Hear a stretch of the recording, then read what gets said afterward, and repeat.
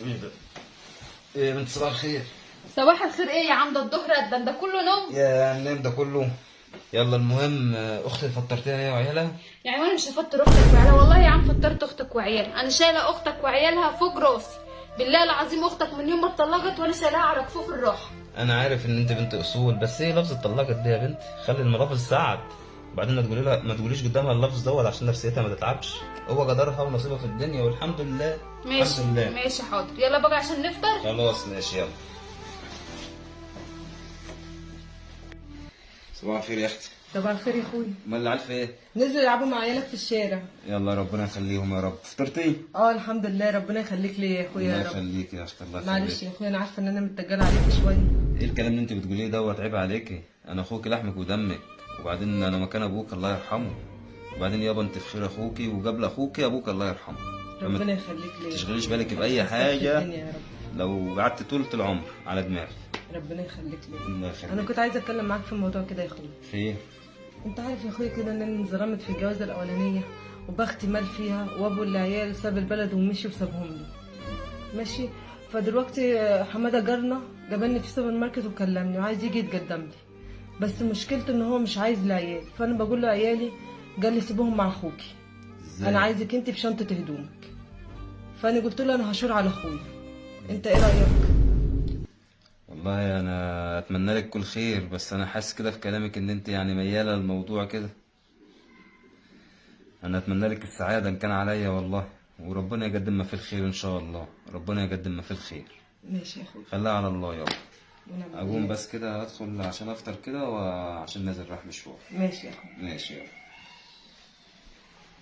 لا حول ولا قوه الا بالله. ايه خير في ايه؟ بقول لك ايه، عايز اخد رايك في موضوع كده. خير. سلام اختي دلوقتي حماده جارنا اللي هو على اول الشارع دوت، اه كان جابلها في السوبر ماركت وكده، وكلمها ان هو عايز يتجوزها وكده.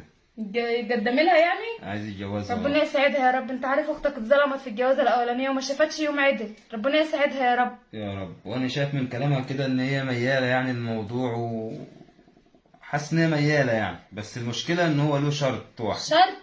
اه. شرط ايه ده؟ ان هو عايزها تسيب العيال، عايزها من غير عيالها، وعايز يسيب عيالها عندنا هنا. نعم عايزه من غير العيال. مين يشيل عيالها ان شاء الله؟ انا هربي عيالي ولا هربي عيال اختك؟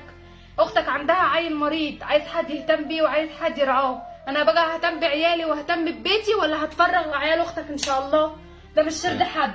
يعني افهم من كده انك مش موافقه؟ لا مش موافقه. تمام ماشي. طب انا اعمل ايه دلوقتي وانا شايف ان اختي مياله للموضوع؟ انا عارف ان هي عاشت حياتها الاولانيه مع جوزها الاولاني في غم ونكد. مش عارف اعمل ايه، مش عارف اعمل ايه. طب انتوا رايكم اخوها يعمل ايه؟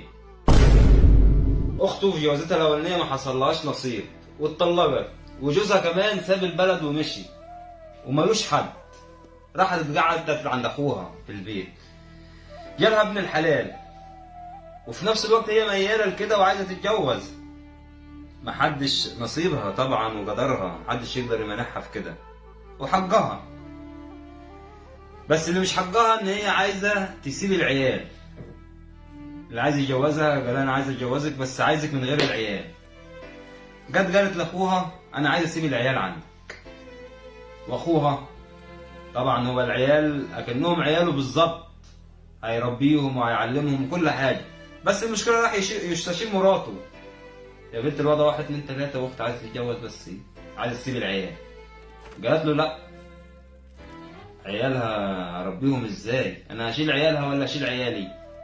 بحيث ان عندها عيل مريض وعايز عنايه خاصه. صاحب المشكله منتظر ردكم في التعليقات.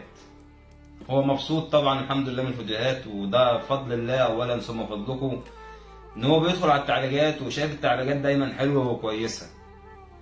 فبقول يا ريت يعني يا ريت الناس يفيدوني، الناس اللي عندكم على الصفحه، الناس المحترمه يفيدوني. اعمل ايه؟